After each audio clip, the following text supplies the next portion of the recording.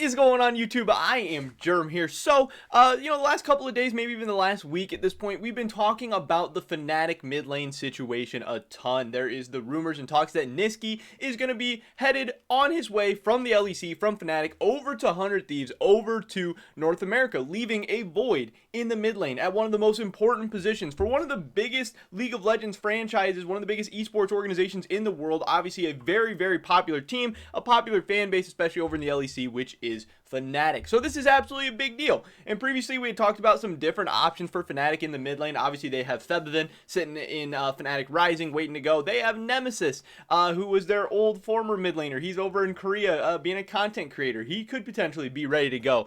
They have a ton of different European Regional League mid laners. Obviously with European Masters going on right now, there's all kinds of decent options. Some people are talking about Leader. Some people are throwing some other names around, and those would all be interesting choices as well. But today, a new challenger has entered the discussion for the Fnatic mid lane, and that's what we're going to be talking about today. But before we get into that, I just want to mention real quick, if you guys have not already, please take a second, smash that like button. I'd appreciate it so much. It really helps me out, the YouTube algorithm. Also subscribe to stay up to date on all my latest content. We have all kinds of off-season news, rumors, speculation, all that stuff that's going to be coming your way. But also, we got MSI right around the corner. There's going to be a ton of big stories, predictions, rankings, tier lists, all that kind of stuff leading into MSI as well. So with that being said, let's get right into this.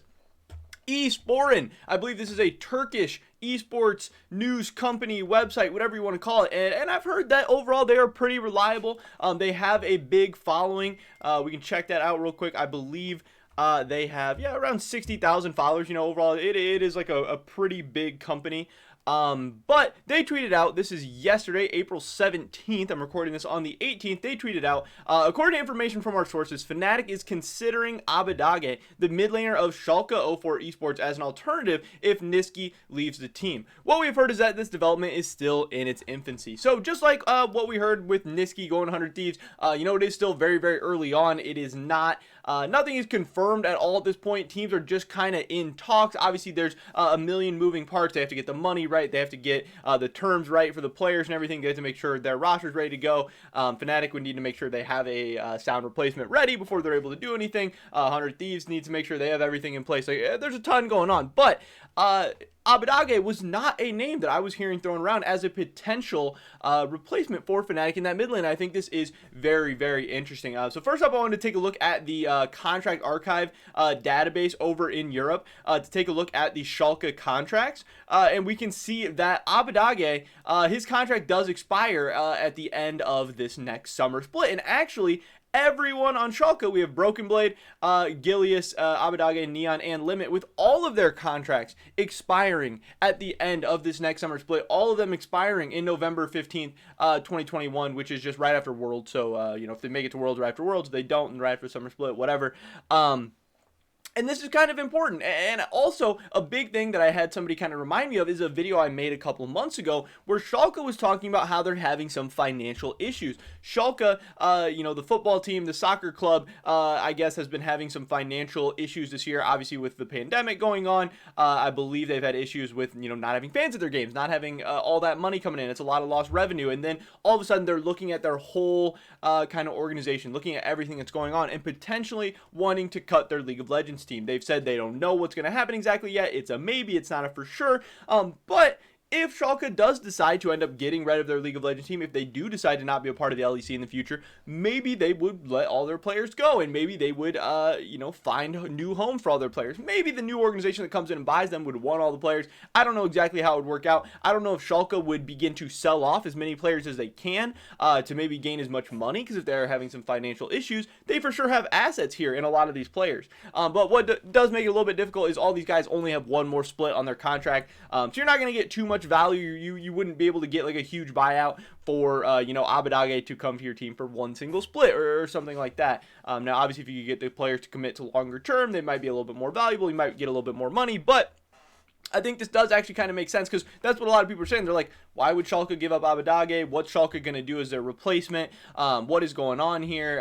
How is Fnatic going to do this? But if Fnatic does decide to sell off Nisqy, 200 Thieves, they get a nice chunk of change back, then they'd have a little bit of money to throw around at some of these other players, and maybe go out and get Abadage, which in the end would be pretty interesting, because when you're looking at the other options, I would rather have probably Abadage than Febiven right now, than Nemesis right now, who are both, maybe not looking in the best of form.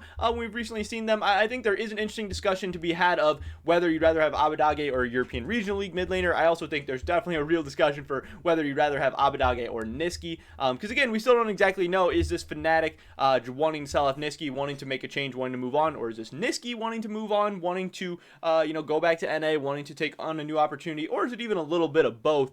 We still don't really know for sure. But when we take a look at the stats from these two guys from the year, this is comparing Nisqy to Abadage. They both didn't have the best of years. Honestly, I was not too impressed with what I saw from Abadage. He was just kind of middle of the pack. He's solid. He's decent. He wasn't great. He was definitely not like Faker Dage from the Schalke Miracle Run or anything like that. He was just kind of meh this season, kind of average, kind of regular.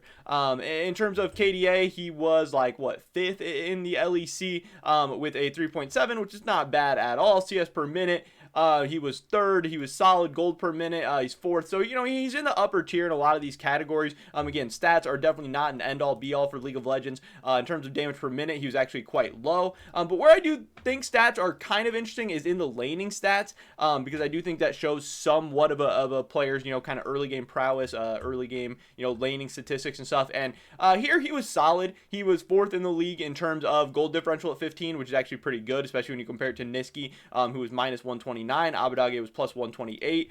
In terms of CSD, Abadage is better than Nisqy in this regard, and in terms of XP differential as well. So Abadage was overall a better laner. Their stats were pretty comparable. They played on teams with very, very similar win rates. So I don't think the stats should necessarily be skewed in any way, but at the end of the day, this is two players that play very different styles, obviously, and it's hard to pick between them. I feel like a lot of people would be going to Nisqy, saying Nisqy is more talented and is probably a better fit for Fnatic or whatever, and I wouldn't necessarily disagree. I don't necessarily love Abadage as a long-term option for Fnatic. I think if he's just your answer for the summer split, or your answer until you can find kind of that next mid laner in the future, I think you could do much worse than Abadage. But I don't think anybody's getting too hyped up, too crazy excited about the Abadage we saw in Spring Split coming over to Fnatic. So I am definitely curious to hear kind of how Fnatic fans would feel about this, what they would think about this, if this, where Abadage kind of ranks on their list of what they would want or what they would hope for in the mid lane, not only in the summer split, because obviously that's what's coming up next, coming up real soon, but also for the future, for 2022 and beyond.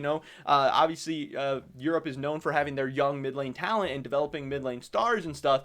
So you definitely need to have a good mid laner. You want to have a good mid laner. There's a ton of options out there, but taking somebody younger, taking somebody more inexperienced is always a risk, and there's a ton of guys that don't work out. Obviously, we saw a lot of teams in the LEC going younger this year, and some of the players looked all right, and some of them were really, really disappointing, actually, and that can really set you back when you want to be competing for titles, you want to be going to Worlds and stuff. If you take a chance on a player and it doesn't work out, you kind of, it feels like a little bit you wasted a split or you wasted a year, and especially Fnatic, when they have fans that want results and want to be winning and want to be competing and want to be trash talking all this stuff, especially when you see what some of these other teams are out there doing, like Mad Lions and Rogue building up their teams like they have, G2 obviously doing what they've done. It can be a little bit disappointing, it can be a little bit frustrating, but I think it's a really, really interesting situation. Again, I don't know if Schalke is going to be blowing up their roster. I don't know if Schalke is going to be selling off a bunch of their players. But if they are, things would get really interesting all of a sudden. There's definitely going to be a market for Broken Blade, for Limit, for Gilius. Neon maybe is the least likely to have interest from a bunch of teams and stuff, but he definitely could. And I think it could really change the landscape of the LEC if these players are all of a sudden moving all over the place. Especially, a team like Fnatic, who they're maybe in the market for a top laner. They're maybe in the market for a support. They're maybe in the market for a mid laner. Things could get really, really interesting. But that's just kind of me thinking. That is a lot of speculation. That is not a lot of official stuff. What we do know is potentially Fnatic has reached out to Schalke. Maybe they have started these conversations. Again, like Esports said, the development is still in its infancy. teams talk about a ton of stuff all the time. You're always, like in traditional sports and stuff, teams and coaches and general managers stuff, they're always calling up teams like, hey, what do you think about this? Or, hey, is this player available? Or, what would it take to get this player? And those conversations happen way more often than the actual moves happen, obviously, because for an actual move to happen, you maybe have to talk about 2, 3, 4, 5 different options, and maybe your first plan doesn't work out. Maybe your second plan doesn't work out, so you need to have backup plans. You need to have things ready to go, so by the time summer split comes around, you actually have a roster. You actually have a team in place. So, does this mean Abbedagge is the number one choice for Fnatic? Does this mean he's even a choice for Fnatic at all? I don't know necessarily, but this is the latest rumor. This is kind of the latest news and speculation out there. A new face, a new name, a new player in the potential mid lane market for Fnatic, and I think that is really, really interesting, and I'm definitely curious to see how people are going to be feeling about this. Again, I think it is a different style. Nisqy has a very, very unique style that he was going to bring to Fnatic and set up and support some of their big carries. That didn't happen this last spring, so maybe going with a more traditional mid laner who has a different champion pool and has a different style, maybe it would be more effective for Fnatic. Maybe they could, use him in different ways than they could use Nisqy. But then again, maybe they couldn't. Maybe it would look way worse. Maybe it would look different. I don't exactly know. Would a different mid laner make Selfmade look better? Would it help out some of Fnatic? I don't know, and they don't know either. So it's just kind of a chance that they are taking. But at the end of the day, I think Nisqy and Abbedagge are both very solid. I think they're both very, comparable, but also very, very different in a lot of ways. So this would be kind of an interesting move. And obviously, again, like I said, Fnatic mid lane, it's a big position on a big organization, big fan base. So this is always going to be a big, big story. But that is pretty much it for this video today, ladies and gentlemen. Thanks so much for watching. I would appreciate it a ton if you dropped a like on this video. It really helps me out with the YouTube algorithm. Leave a comment down below. What do you think about this move? Should Fnatic go for Abbedagge? Should they pass on him? Should they go for another mid laner? I'd love to hear your guys' thoughts and opinions. Subscribe to stay up to date on all the latest content. Hopefully catch you guys in the next one. But until then, peace!